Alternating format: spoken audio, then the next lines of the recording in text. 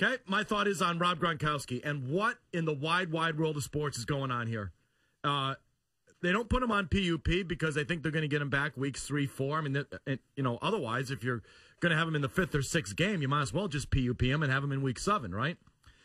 You've lost the roster spot in the meantime, and I know that Belichick and all these coaches covet their roster spots like crazy. So I think it was clearly in their mind to have him back by last week, this week. And, Pro Football Talk last night, Mike Florio wrote that last week it was reported that Gronkowski was 50-50 to play against the Buccaneers. We reported thereafter that it was closer to doubtful, and he ultimately did not play. More accurately, he was inactive. Yes, inactive. Making fun of Bill there. Yep. This week, Gronk has participated in practice on a limited basis both Wednesday and Thursday. His status for Sunday is still to be determined, but per a league source, the outlook is currently not optimistic.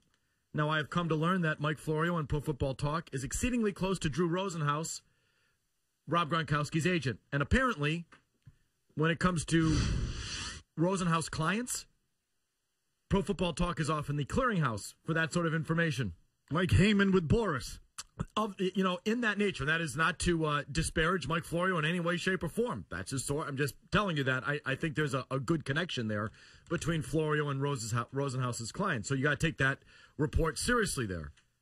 And that's just sort of, I don't know. It was reported last week by the NFL Network that it was his arm, not his back. So are we still on that? And while certainly I don't think Gronkowski is in danger of missing the whole season or anything like that, I think he'll be back eventually.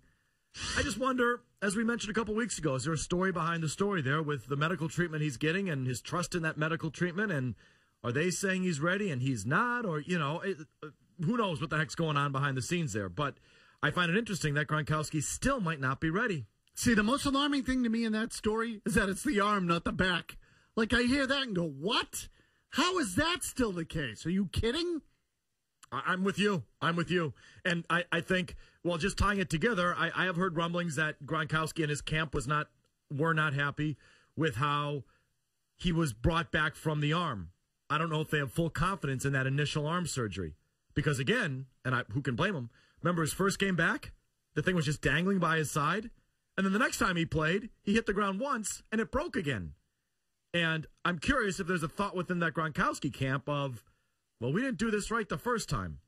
So, I'm not coming back till I'm comfortable this time. And I wonder if that's just playing out behind the scenes there. Yeah, look, it's a logical conclusion. Again, I mean, when you hear that it's the arm and not the back, my gosh, I sit there and go, how long does it take for a broken arm to heal on a 23-year-old guy?